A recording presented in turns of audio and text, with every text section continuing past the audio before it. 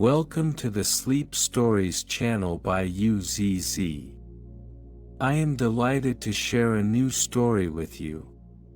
Before we begin, please take a deep breath and relax your body. Then, find the most comfortable position for yourself and get ready to soar into the universe of stories. Before he became the mountain god, he was a diligent little farmer who loved to study various plants, with his greatest passion being the wine he brewed from his own grapes. Even after ascending to his divine role, he didn't forget his roots. He specially created a vineyard in his backyard where the grapes, under his meticulous care, grew plump and juicy, producing deliciously sweet and tart wine. One stormy night, a bunch of ripe, large grapes were not secured properly and were blown to the ground, scattering everywhere. Some of these grapes rolled down the terrain, eventually tumbling into a small creek at the foot of the mountain, where they were carried away by the stream to unknown destinations. On a day when the sun shone just right and the breeze was gentle, Mr. Mole and Miss Mole, having finished several days of hard work, came to the creek for a delightful picnic. While they were washing fruits by the creek, Mr. Mole suddenly noticed something shiny caught in the rocks at the water's edge, emitting a faint green glow. Could it be emeralds? Mr. Mole excitedly thought as he rushed over and scooped up the shiny objects.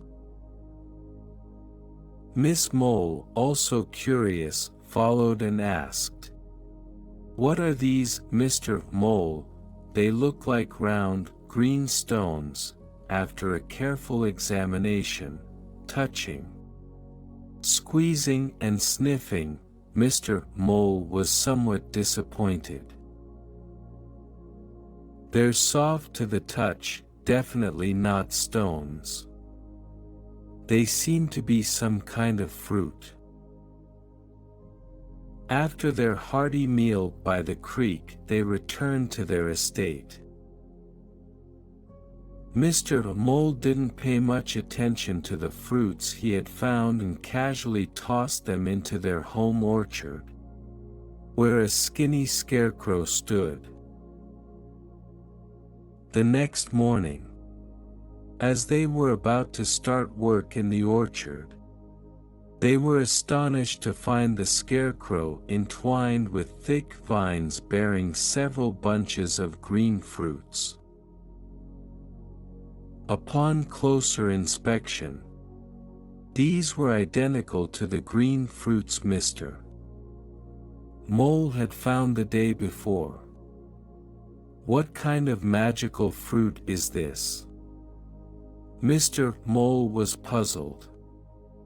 "Hey, don't you have that old plant guidebook passed down from your great-grandfather?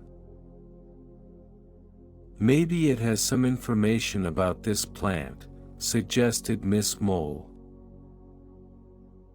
So they fetched the guidebook and eagerly flipped through it.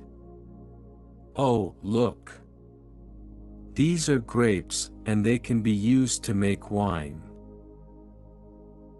See? It even explains how to make wine," Mr. Mole pointed out in the guidebook, eager to try. Miss Mole exclaimed,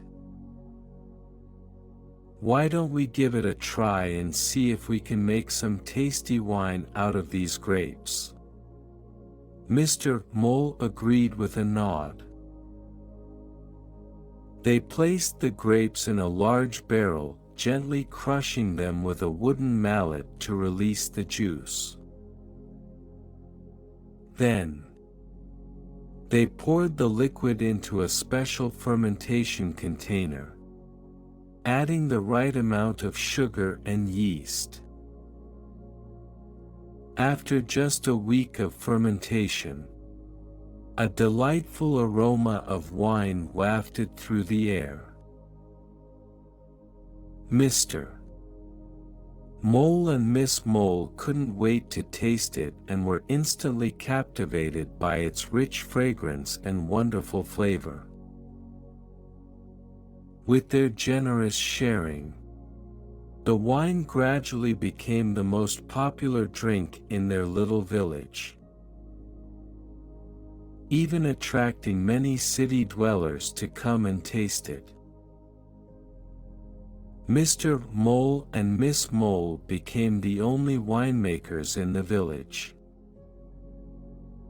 Since then, the village has held a grand wine festival every year to commemorate Mr. Mole and Miss Mole's great discovery. During the joyous festival, everyone savored the delicious wine with joy and laughter spreading among all. On these festive days, Mr. Mole often drank until he was blissfully inebriated. In his hazy state, he sometimes saw a shadowy figure, about his size but radiating a mysterious aura, smiling benignly at him.